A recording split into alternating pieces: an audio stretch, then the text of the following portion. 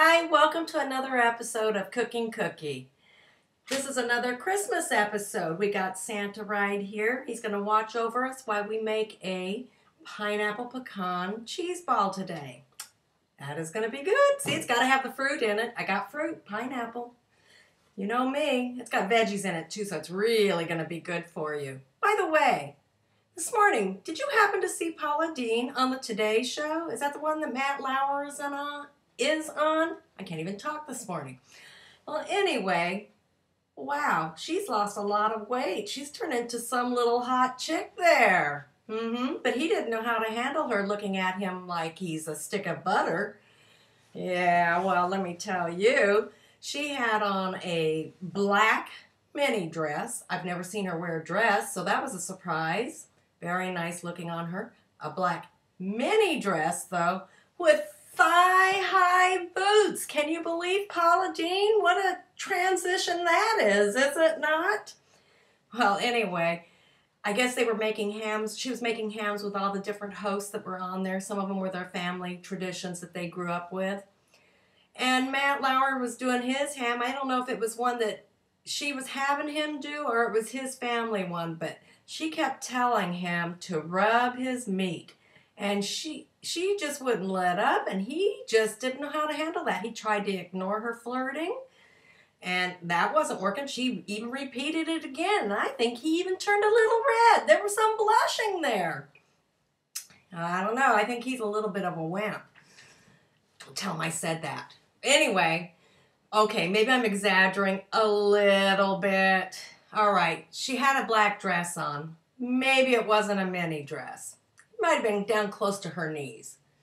Okay, one other thing. She didn't have thigh-high boots. That's another little exaggeration. They might have just went just under her knees. Anyway, use your imagination. Alrighty, you guys. Anyway, like I said, she was looking at him like he was a stick of butter. I just thought that was kind of funny. All right, here we go. I guess we should get on with our recipe. We're going to make our cheese ball now. All right, I have softened up almost dumped that out, 2 packages of cream cheese, 8 ounces. I use the light one. Then, however you say it. Oh dear, do I have to try and say it? No, I don't know how to say it. Start to the N, and it's the lighter one. Much lighter on calories. That's what we like. Okay, here we go now. We've got our cream cheese here, like I said. And usually the recipe calls for a 1/4 cup of green bell peppers. I usually use red because that's what I keep on hand. I prefer the red because it's much sweeter than the green. And all it is a green bell pepper that has been left on the plant and it turns red. Brings out the sweetness. So, but today, because we're doing it for Christmas, I'm doing a combination. I've got my green and red to make it prettier, to make it look more Christmassy. Okay, there we go. There's a 1/4 cup of that. And I also put 2 tablespoons of chopped green onions.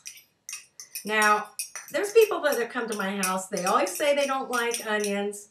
But they've liked this dip. I don't know if it's because maybe when they have a cracker, it's got the crunch and they don't notice so much that there's onion. But I also cut my onions very small. When you get your green onion, what you do is you slice it lengthwise and then chop it all the way down. This way it's nice and fine and it's not too chunky, unless you like it chunky. If you like it chunky, leave it chunky. That's entirely up to you. Okay, now this recipe also called for a tablespoon of seasoned salt. I think a tablespoon of seasoned salt's way too much. I would never use a tablespoon. I'm a light salter. So I put maybe about a teaspoon. You can give it more or less or not any at all, whatever you prefer. If you're not allowed to have salt, don't use it. It's no problem. You can use any kind of seasoning if you want to put a seasoning in, but it doesn't have to have it. Also, we have here an 8-ounce can of crushed pineapple. You got to try to drain it out as much as you can, the liquid. And then we're going to put that in here. Oh, this cheese ball's so good.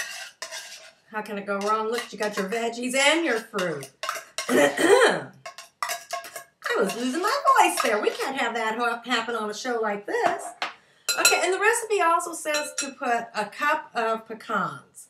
Now, you can use pecans, and right now nuts are very expensive. You can substitute with walnuts. Walnuts are a lot cheaper, and it's not going to hurt it a bit. It'll taste good, but if you still want pecan taste, you can put half and half of pecans, half of the walnuts. So a cup of each, or 1 cup of one or the other, however you want to do it. Or you can use almonds. I've done it all different ways. Now, today I mixed walnuts and pecans.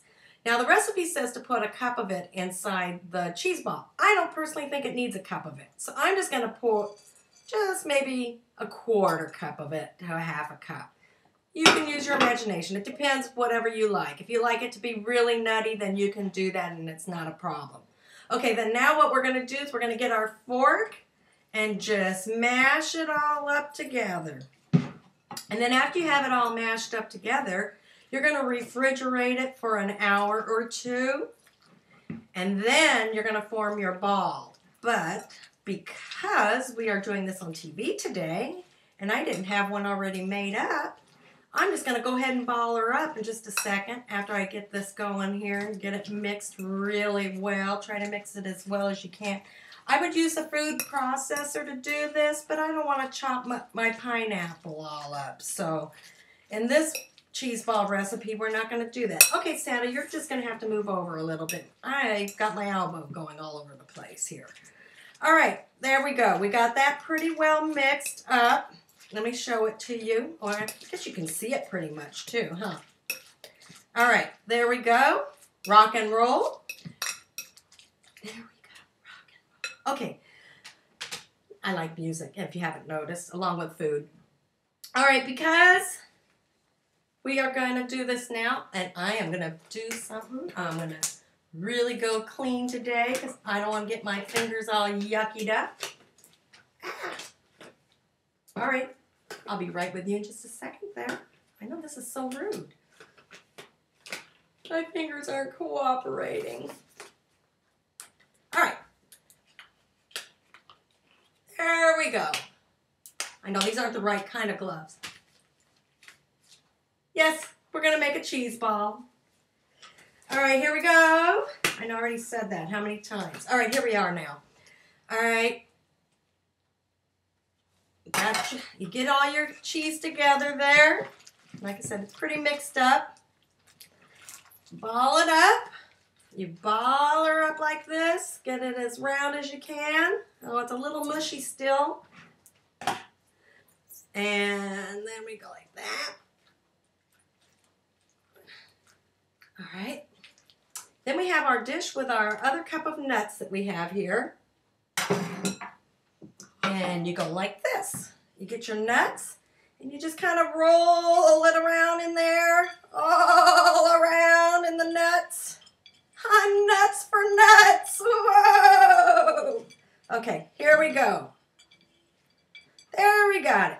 Then it's all nice and pretty. Very professional looking. And then you just plop that baby on your bowl there. And you can actually make 2 smaller ones or 4 itty-bitty ones or the 1 big one. Okay, let me take these gloves off here.